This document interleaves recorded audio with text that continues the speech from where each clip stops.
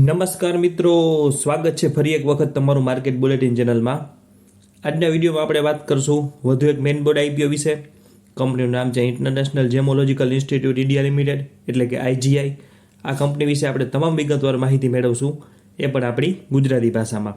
પણ એ પહેલાં તમામ મિત્રોને એક ખાસ વિનંતી છે કે આપે જો હજુ સુધી માર્કેટ બુલેટિન ચેનલને સબસ્ક્રાઇબ ન કરી હોય તો હમણાં જ કરી લેજો, કારણ કે ભવિષ્યમાં આવતા તમામ આઈપીઓ અને એસએમઈ આઈપીઓના તમામ મહત્ત્વના અપડેટ એ પણ આપણી ગુજરાતી ભાષામાં તમને આપણી માર્કેટ બુલેટિન ચેનલ તરફથી મળતા રહેશે. તો ચાલો વધુ વાત ન કરતાં શરૂઆત કરીએ અને આપણે જાણશું કંપનીના નામથી લઈને કામ સુધીની અને એન્કર બુક સુધીની અને આઈપીઓમાં અરજી કરવી કે નહીં ત્યાં સુધીની તમામ વિગતવાર માહિતી એ પણ આપણી ગુજરાતી ભાષામાં. તો ચાલો વધુ વાત ન કરતાં શરૂઆત કરીએ. કંપનીનું નામ છે ઇન્ટરનેશનલ જેમોલોજીકલ ઇન્સ્ટિટ્યૂટ ઇન્ડિયા લિમિટેડ, એટલે કે આઈજીઆઈ. આઈપીઓ શરૂ થાય છે 13 ડિસેમ્બરે અને પૂર્ણ થશે 17 ડિસેમ્બરના રોજ. આઈપીઓની કુલ સાઇઝ છે 4,225 કરોડ, જેમાં ફ્રેશ ઇસ્યુ છે 1,475 કરોડનો અને ઓફર ફોર સેલ છે 2,750 કરોડની. શેરની ફેસ વેલ્યુ રહેશે ₹2 પ્રતિ શેર અને ભાવ રહેશે 397થી 417 રૂપિયા પ્રતિ શેર. કર્મચારીઓ માટે ₹39 પ્રતિ શેર ડિસ્કાઉન્ટ રાખવામાં આવેલ છે અને લોટ સાઇઝ રહેશે 35 શેરની, એટલે એક નાની અરજીની રકમ થશે ₹14,595. ત્યારબાદ સ્મોલ એચએનઆઈ અરજીની વાત કરીએ તો સ્મોલ એચએનઆઈ એપ્લિકેશનમાં અરજી કરવા માટે 490 શેરની અરજી કરવી ફરજિયાત છે, જેની રકમ થાય ₹2,04,330 અને બિગ એચએનઆઈ કોટામાં અરજી કરવા માટે 2,415 શેરની અરજી કરવી ફરજિયાત છે, જેની રકમ થાય ₹10,07,055. હવે વાત કરીએ સૌથી મહત્વની કે કયા કોટામાં કેટલી અરજીઓ અનામત રાખવામાં આવી છે.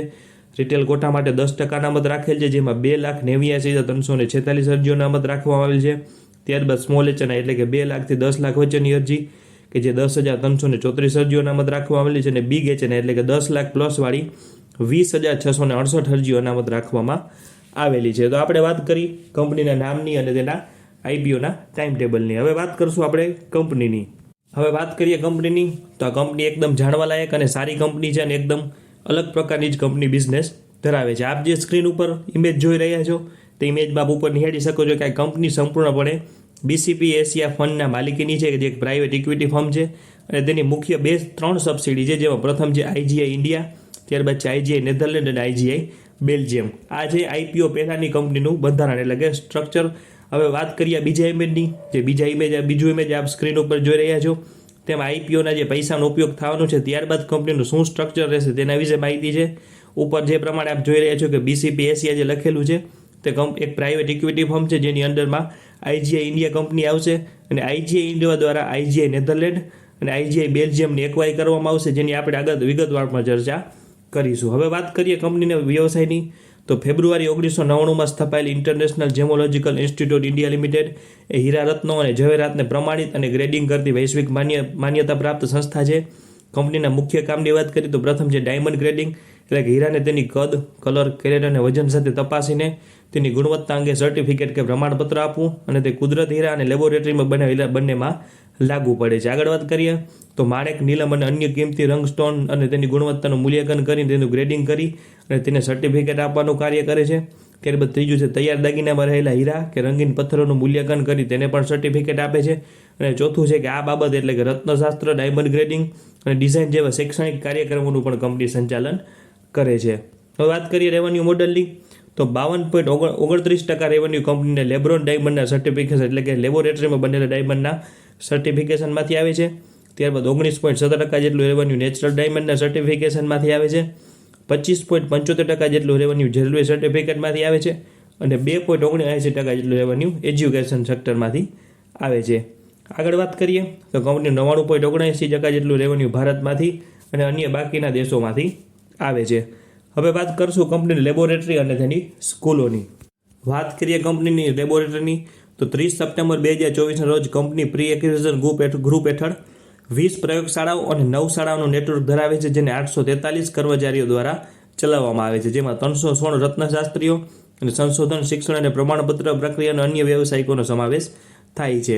30 સપ્ટેમ્બર 2024ના રોજ આઈજીઆઈનું સર્ટિફિકેશન વ્યવસાય 10 દેશોમાં 31 શાખાઓ અને પ્રયોગશાળાઓ દ્વારા કાર્યરત છે, જેમાં ભારતમાં સુરત અને Mumbai, Antwerp, New York, Bangkok, Dubai, Hong Kong અને શાંઘાઈ જેવા મુખ્ય બજારોનો સમાવેશ થાય છે. તો આ વાત કરીએ આપણે કંપનીના વ્યવસાયની અને તેના રેવન્યુ મોડલની અને કંપનીના વ્યવસાય વિસ્તરણની. હવે વાત કરશું સૌથી મહત્વની એટલે કે રિઝલ્ટની. તો આ કંપની 31 ડિસેમ્બર 2021, 2022, 2023 અને પાછલા 9 માસિક પરિણામ એટલે કે 30 સપ્ટેમ્બર 2024 સુધીના ક્વાર્ટરના પરિણામો આપેલા છે. વાત કરીએ 31 ડિસેમ્બર 2021ની, તો કંપનીએ 374 કરોડના રેવન્યુ સામે 171 કરોડનો ચોખ્ખો નફો કર્યો. ત્યારબાદ કંપનીએ 499 કરોડના રેવન્યુ સામે 241 કરોડનો ચોખ્ખો નફો કર્યો.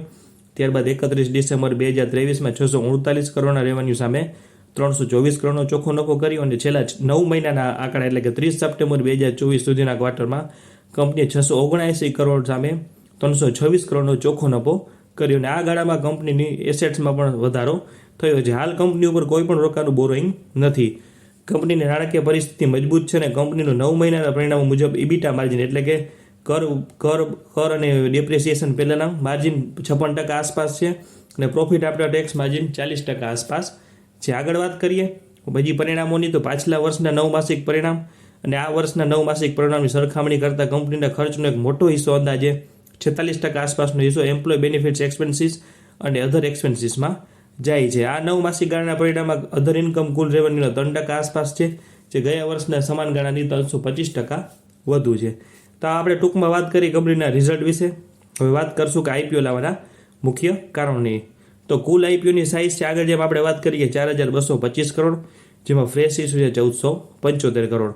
તો આ 1475 કરોડમાંથી કંપની 1300 કરોડનો ઉપયોગ મુખ્ય પ્રમોટર પાસેથી આઈજીઆઈ બેલ્જિયમ ગ્રુપ અને આઈજીઆઈ નેધરલેન્ડ ગ્રુપના અધિગ્રહણોની માટે ચૂકવણી માટે કરવામાં આવશે. જે આપણે અગાઉ વાત કરી કે જે મુખ્ય ફંડ છે તેની પાસેથી આઈજીઆઈ ઇન્ડિયા બંને કંપનીઓ ટેક ઓવર કરશે. અને બીજું છે કે ફ્રેશ ઇસ્યુના 25%ની અંદર રકમ સામાન્ય કોર્પોરેટ હેતુઓ માટે ઉપયોગ કરવામાં આવશે. આ બંને પેટા કંપનીની અંદાજિત રકમ છે 1324 કરોડ, જેમાંથી 1300 કરોડ રૂપિયા ફ્રેશ ઇસ્યુમાંથી ખર્ચ કરવામાં આવશે અને અન્ય રકમ અંદાજિત આંતરિક ભંડોળથી પૂર્ણ કરવામાં આવશે. તો આ વાત કરીએ આપણે કંપનીના વ્યવસાયની, કંપનીના રિઝલ્ટની, આઈપીઓ લાવવાના મુખ્ય કારણોની. હવે એક આપણે સમરી તૈયાર કરી છે, જેમાં અમારા અંદાજા મુજબ કંપનીની સારી બાબતો અને થોડીક નબળી બાબતોનો ઉલ્લેખ કરેલ છે અને ત્યારબાદ આપણે ફાઇનલ અને જાહેર કરશું કે આઈપીઓમાં અરજી કરવી કે નહીં. તો તેની પહેલાં આપણે સૌથી મહત્ત્વની એક બાબત કે એન્કર બુક આવી ગયેલ છે તેના વિશે ચર્ચા કરીશું. ધમાકેદાર એન્કર બુક આવેલું છે, જેમાં government of Singapore, monetary authority of Singapore, Fidelity fund, Quant mutual fund, ICICI Prudential fund, Nomura fund, Abu Dhabi investment authority જેવા અનેક Axis mutual fund, Ashoka WhiteOak Capital, SBI life insurance limited જેવા અનેક નામાંકિત એન્કરોના નામ આવેલા છે અને બહુ સરસ રીતે કંપનીનું એન્કર બુક આવેલું છે. હવે વાત કરીએ કંપનીની થોડીક સારી અને નબળી બાબતોની. તો સૌપ્રથમ વાત કરશું સારી બાબતોની. કંપનીનો મજબૂત વ્યવસાય છે, માર્કેટ ઉપર મજબૂત પકડ છે, વિશ્વાસુ કંપની કે બ્રાન્ડ છે, અનુભવી મેનેજમેન્ટ છે, સારી નાણાકીય પરિસ્થિતિ છે અને અનેક દેશોમાં ફેલાયેલો કારોબાર છે. થોડીક નહીં એવી નબળી બાબતો છે, જેમાં પ્રથમ છે કે ફેસ વેલ્યુ ₹2 છે અને આઈપીઓનો સારો એવો એક ભાગ ઓએફએસ છે. કંપનીનો સંપૂર્ણ વ્યવસાયનો આધાર ડાયમંડ વ્યવસાય ઉપર છે અને વૈશ્વિક યુદ્ધની પરિસ્થિતિ અને રશિયામાં ચાલતું યુદ્ધનું વાતાવરણ, કારણ કે વિશ્વના 35% ડાયમંડ રશિયાની ખાણોમાંથી આવે છે. તો થોડીક કંપનીની સારી અને નબળી બાબતો હતી, જેમાંથી સારી બાબતો વધુ છે. હવે વાત કરીએ સૌથી મહત્ત્વની કે આઈપીઓમાં અરજી કરવી કે નહીં. તો અમે અમારી સમજણ શક્તિ મુજબ અને આરએચપીમાં આપેલી વિગતો મુજબ આઈપીઓનું વિશ્લેષણ કરેલ છે. અંગત રીતે અમારો કોઈ અન્ય હિત સંકળાયેલો નથી. હવે વાત કરીએ તો અમે હાલની પરિસ્થિતિ જોતા અને અમારા અભ્યાસના આધારે અંગત રીતે આઈપીઓમાં જો માર્કેટમાં વધુ પણ વધઘટ રહે તો પણ 11%થી 15% આસપાસ લિસ્ટિંગ ગેઇન થવાની શક્યતાની ગણતરીથી અને થોડો હિસ્સો લાંબા ગાળાના રોકાણ માટે રાખવાની ગણતરીથી અરજી કરીશું. આપનો નિર્ણય આપની મરજી મુજબ કરવો. તો આપણે આ તમામ વાત કરી આઈજીઆઈ લિમિટેડના આઈપીઓ વિશે, કંપની વિશે આપણે માહિતી મેળવી, ટાઈમ ટેબલ વિશે માહિતી મેળવી, અરજીની રકમ અને અરજીઓની સંખ્યા વિશે માહિતી મેળવી અને કંપનીના પરિણામો વિશે પણ માહિતી મેળવી. તો આવી જ માહિતી તમામ આઈપીઓ અને એસએમઈ આઈપીઓના મહત્ત્વના અપડેટ અને શેરબજારને લગતા તમામ મહત્ત્વના અપડેટ એ પણ આપણી ગુજરાતી ભાષામાં મેળવવા માટે માર્કેટ બુલેટિન ચેનલને વધુમાં વધુ લાઇક, શેર અને સબસ્ક્રાઈબ કરો. આભાર.